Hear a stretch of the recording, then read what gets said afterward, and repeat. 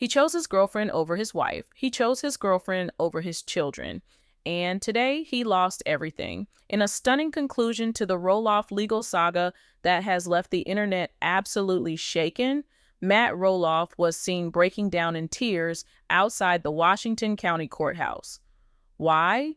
Because moments earlier, he watched Caryn Chandler being led away by bailiffs, and in a desperate attempt to save his own skin, he did nothing to stop it.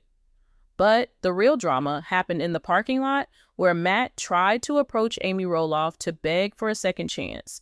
We have the exclusive details on the parking lot apology that came 5 years too late.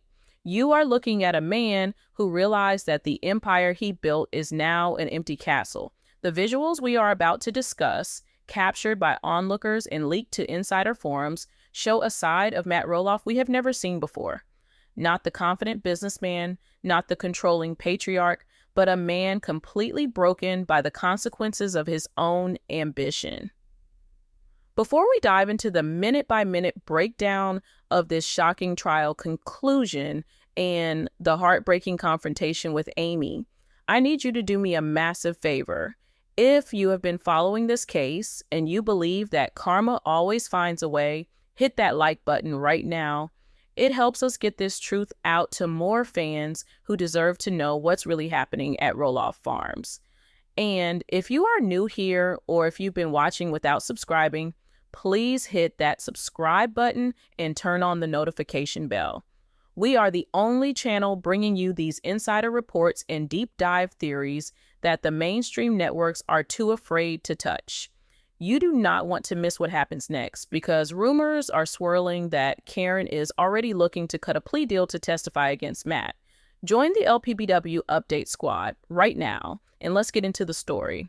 To understand why Matt Roloff was found crying against the hood of his SUV, we have to go back to the beginning of the day.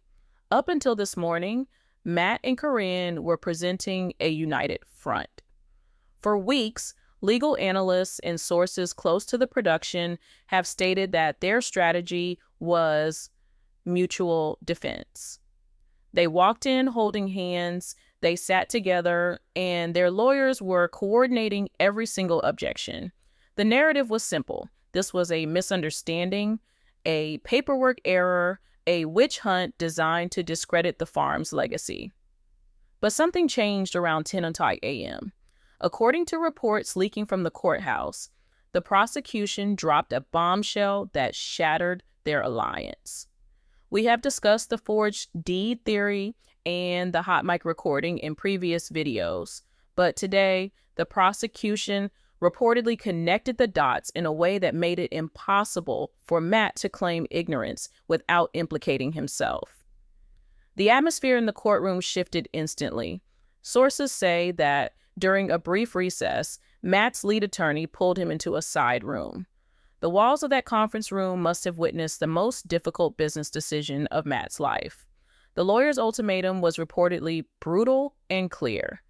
He told Matt that the evidence against Caryn regarding witness tampering and the deed irregularities was overwhelming. The hot mic audio, where a voice resembling Caryn's discusses hiding assets, was the nail in the coffin. The lawyer allegedly told Matt, if you stay attached to her defense, the jury will view you as a co-conspirator, you will lose the farm, you will likely face jail time. But if you sever your case, if you claim that Caryn acted as a rogue agent without your authorization, you might walk away with the land. It was the ultimate test. Does Matt Roloff love Caryn Chandler more than he loves Roloff Farms? We all know the answer to that question. Matt is, above all else, a businessman. He is a man who calculates risk and reward. And in that cold, sterile conference room, he made the choice to cut her loose.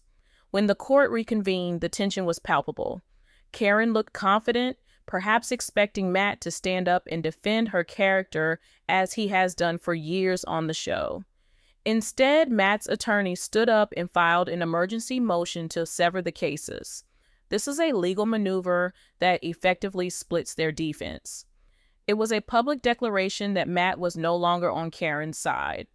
Witnesses in the gallery reported that Caryn audibly gasped. She looked at Matt, her eyes wide with shock, waiting for him to object, waiting for him to tell his lawyer to sit down. But Matt didn't look at her. He stared straight ahead at the judge's bench, his jaw set, his hands clasped tightly on the table. This was the moment the power couple officially died. It wasn't a breakup over dinner. It was a betrayal in a court of law. The strategy was clear. Matt was positioning himself as the unwitting victim of a fiancé who took things too far. He was throwing her to the wolves to save the property that has caused so much division in his family. But the consequences of this move were immediate and severe. By severing the case, Matt's legal team essentially validated the prosecution's theory that criminal activity had occurred. They just shifted the blame entirely onto Caryn. The judge, having reviewed the evidence of witness tampering, specifically the leaks regarding Chris Marek's investigation that we covered in topic number 8, did not take this lightly. The prosecution argued that now that Matt had distanced himself, Caryn was a flight risk and a danger to the integrity of the remaining proceedings. They argued that her attempts to influence witnesses and manipulate the narrative outside the courtroom were grounds for immediate remand. The judge agreed. In a ruling that silenced the entire room, the judge ordered Caryn Chandler to be remanded into custody pending the next hearing. Let's pause and really process that image. Caryn Chandler, the woman who has been by Matt's side through the divorce, the woman who has lived in the big house, the woman who arguably held the keys to the Roloff kingdom, was being told she could not go home. This isn't a reality TV drama where producers can cut the scene and try again. This is real life. The bailiffs moved in. Reports say Caryn stood up, her legs shaking. She turned to Matt one last time. She didn't scream. She didn't make a scene. She just whispered something that no one else could hear. And still, Matt did not look at her. He refused to make eye contact with the woman he planned to marry, the woman he chose over his own children's inheritance. He studied the grain of the wood on the defense table while the woman he supposedly loved was handcuffed. It was a cold, calculated survival tactic, but as the reality of what he had done set in, the facade began to crack. As Caryn was escorted out through the side door, not the front entrance where they had walked in together just hours before, the reality of the situation hit the courtroom. Matt was now alone. His legal team began packing up their briefcases, congratulating themselves on a successful maneuver that likely saved their client's assets. But for Matt, the victory was hollow. He sat there for a long time after the judge had left the bench. The gallery cleared out. The reporters rushed outside to get their live shots. But Matt remained seated, staring at the empty chair where Caryn had just been. This is where the narrative shifts from a legal drama to a human tragedy. When Matt finally stood up to leave, he wasn't the strutting owner of a pumpkin patch empire. He was a man who had just played his final card and realized the pot was empty. He walked out of the courtroom, not surrounded by family, not supported by a partner, but flanked only by paid attorneys who were checking their watches. He had to walk past the empty seats where his family used to sit. He had to walk past the public gallery where strangers judged him, and he had to walk out into the daylight knowing that he was the one who sent Caryn away. The footage that is circulating now, the shaky cell phone video that we described at the start, captures the aftermath of this exit. Matt didn't go to his car immediately. He couldn't. The adrenaline of the betrayal had worn off, and the crash was setting in. He found a spot in the parking lot away from the main press gaggle, and he leaned against his black SUV. This is the moment the big boss persona dissolved. Witnesses say he started hyperventilating. He took off his glasses and wiped his eyes, but the tears kept coming. It wasn't the polite, staged emotion we sometimes see in confessionals. This was a panic attack. This was the realization that he is over 60 years old, his body is tired, his kids barely speak to him, and he just sacrificed his fiancée for a piece of land that no one in his family visits anymore. The police van carrying Caryn drove past him in the background. We can only imagine what went through his mind as he saw that vehicle turn the corner. Did he regret it? Did he want to run after it? Or was he just paralyzed by the shame of what he had become? He stood there for what felt like an eternity, isolated in a crowded parking lot. But fate, or perhaps karma, had one more twist in store for Matt Roloff today. Because just as he was trying to compose himself, just as he was trying to put the mask of the strong businessman back on, he saw them. Walking toward their car, parked just a few rows away, were Amy Roloff and Chris Marek. They looked relieved. They looked like a team. They were talking quietly, likely discussing the shock of seeing Caryn taken into custody. They hadn't seen Matt yet. They were heading home, back to a life that is drama-free, back to a marriage that is built on support, not business deals. And Matt, in his desperate, broken state, made a decision that would lead to the most excruciating confrontation of the entire year. He didn't get in his car. He pushed himself off the SUV and started walking toward them. He was going to beg. He was going to try to bridge a gap that he spent 10 years widening with dynamite. As Matt Roloff navigated across the asphalt, the distance between him and his past life seemed to stretch for miles. The parking lot of the Washington County Courthouse is a vast gray expanse, and on this particular afternoon, the sky was beginning to bruise with dark clouds, mirroring the storm that had just taken place inside. Onlookers who were lingering by the exit, expecting to see legal teams giving press conferences, instead witnessed a scene that felt more like a Greek tragedy than a reality TV beat. Matt was moving as fast as he could, his gait uneven, fueled by a frantic energy that he hasn't displayed in years. He wasn't walking toward a business deal. He was chasing the only people left who might possibly offer him absolution. Amy and Chris were nearly in their vehicle. They had parked away from the media scrum, likely hoping for a quiet exit. You could see in their body language that they were done. Amy's shoulders were relaxed for the first time in months.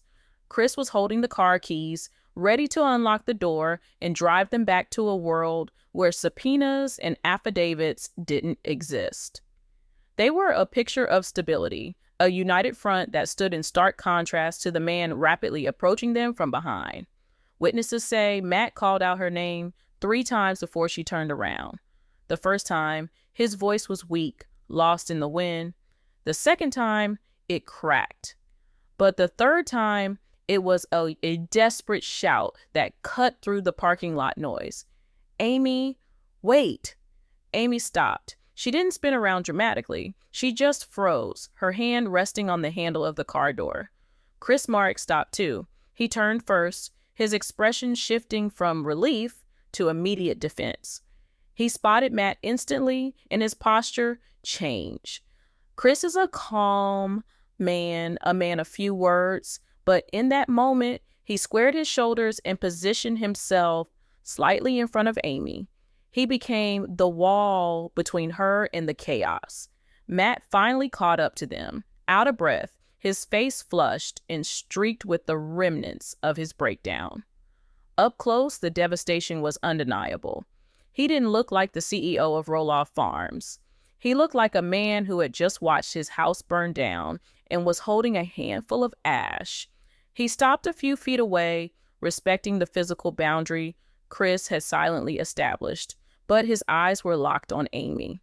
According to lip readers who have analyzed the long-range footage and sources who were parked in adjacent vehicles with their windows down, the conversation that followed was raw, unedited, and painful. Matt didn't start with an apology. He started with an excuse. It was the classic Matt Roloff pivot. He reportedly gestured back toward the courthouse, toward the holding cells where Caryn was currently being processed, and said, "I didn't know, Amy. You have to believe me. I didn't know she went this far. She manipulated me too." It was a staggering attempt to rewrite history in real time. Just minutes after severing his case and throwing his fiancée to the wolves to save his own skin, he was now trying to sell that betrayal to his ex-wife as a moment of clarity. He was trying to frame himself as a victim, standing there with his hands up, pleading for sympathy. Amy finally turned to face him fully. She didn't look angry. She looked exhausted. She looked at him with the kind of pity you reserve for a stranger. She didn't speak immediately, which seemed to make Matt panic even more. He filled the silence with a stream of consciousness that revealed exactly where his priorities lay. He started talking about the farm. He told her that he severed the case to protect the legacy. He said, "I did it for the kids. I did it so the land wouldn't get seized. If I went down with her, the farm would be gone. I saved it, Amy. I saved it for the family." It was a masterclass in delusion. Matt truly believed that by sacrificing Caryn, he had performed a heroic act that would earn him a ticket back into the family fold. He thought that saving the asset was the same thing as saving the relationship. He took a step closer, ignoring Chris's glare, and played his final, most desperate card. He brought up the grandchildren. He mentioned Jackson. He mentioned the memories they all used to share.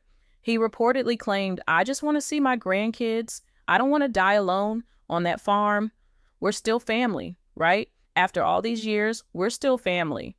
This was the moment that shifted the dynamic. Bringing up the children after everything he had done to alienate Zach and Jeremy, after the farm negotiations that drove a wedge between the generations, was a step too far.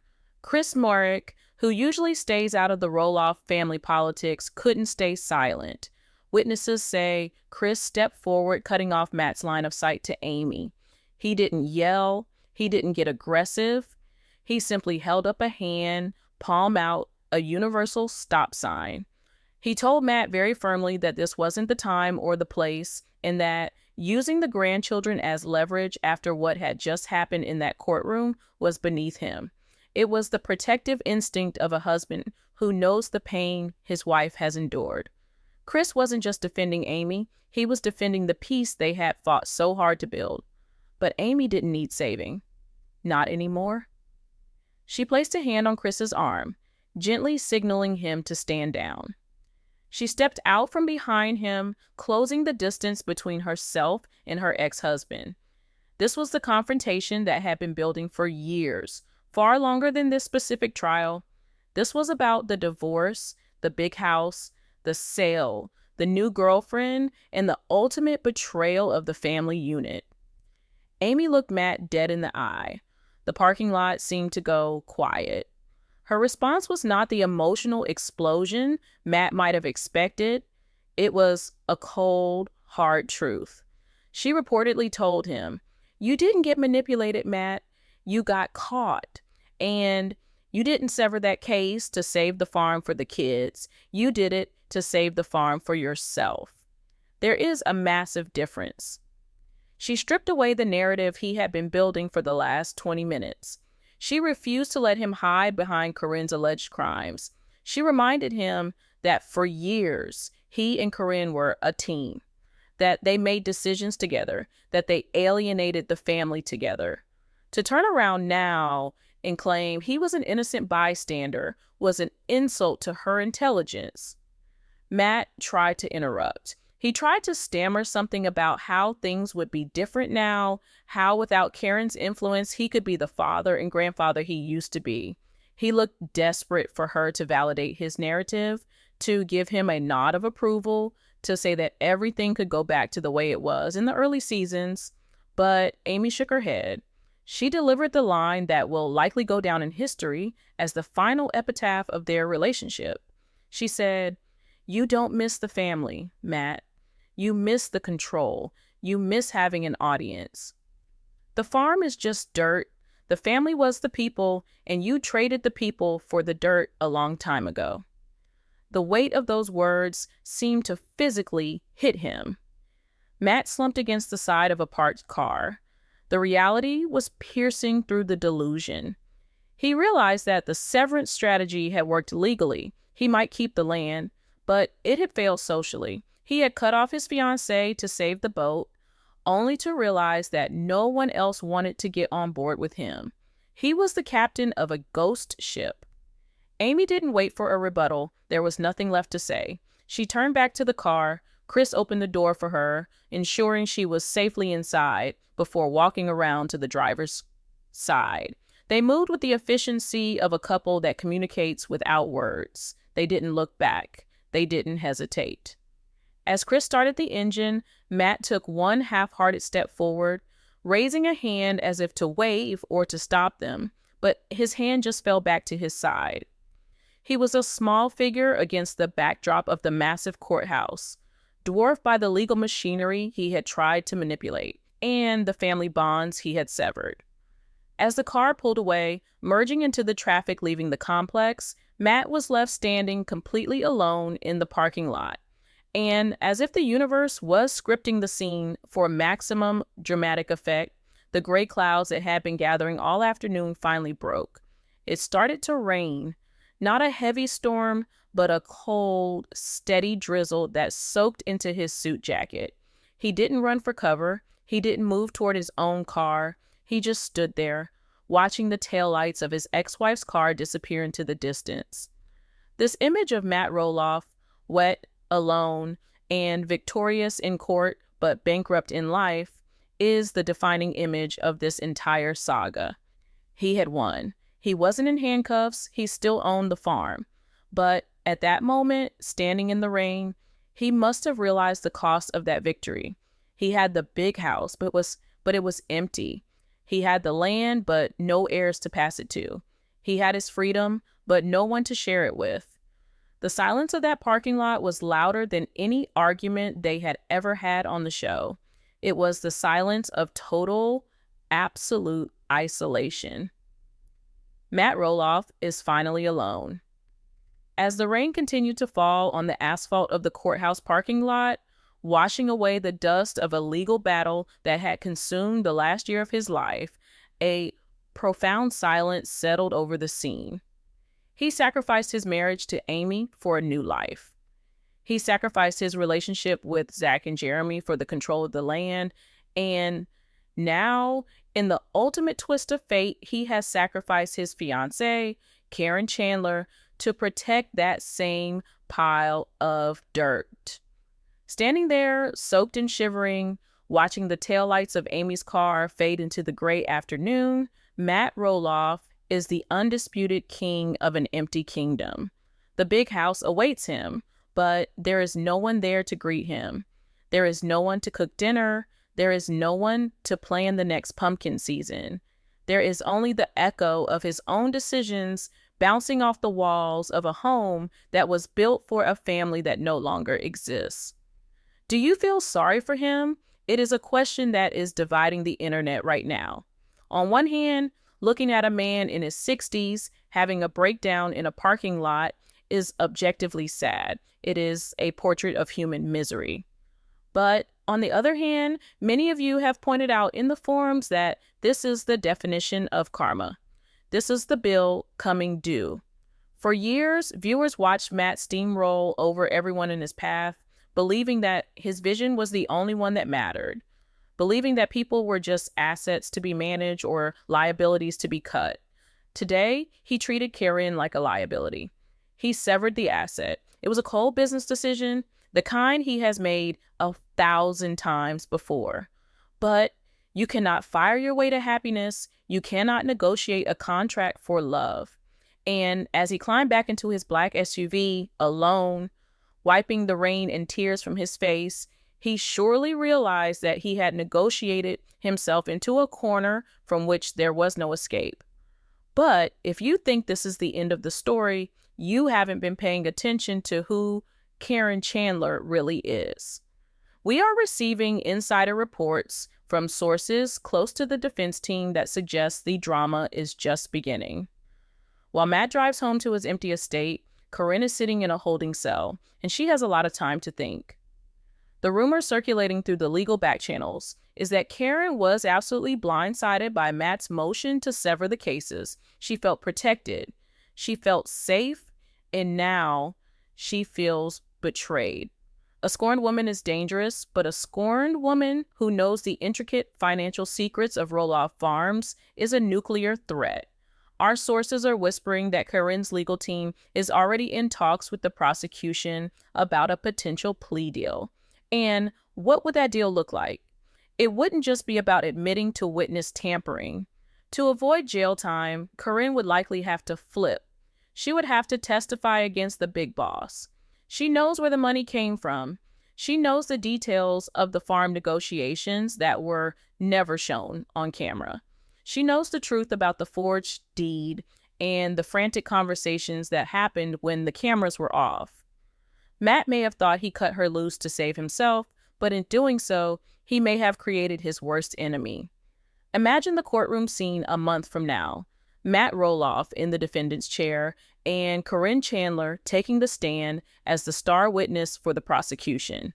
That is the nightmare scenario that is likely keeping Matt awake tonight in that big, empty house.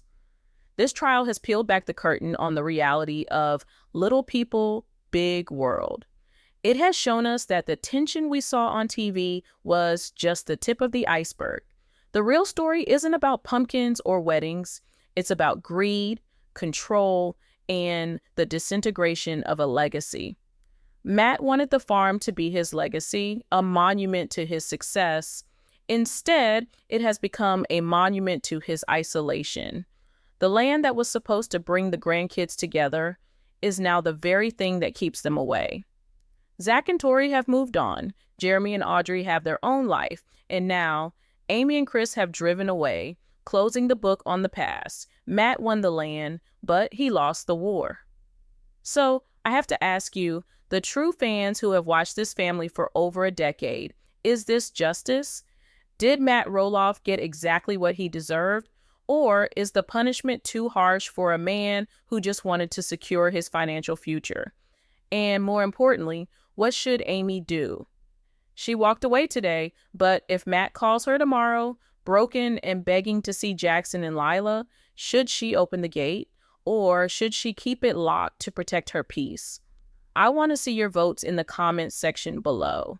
Type Team Forgive if you think Amy should let him see the grandkids, or type Team Karma if you think Matt made his bed and now he has to sleep in it alone. And listen, do not click away yet. The situation with Caryn is developing rapidly. If these rumors about a plea deal are true, we could see an indictment against Matt personally within the next 48 hours. We are monitoring the docket in Washington County, and we have insiders on the ground waiting for the next leak. You do not want to be the last to know when the next bombshell drops. So make sure you are subscribed to the channel, hit that like button to help the algorithm expose the truth, and turn on all notifications. The trial isn't over yet, and the final verdict might not come from a judge.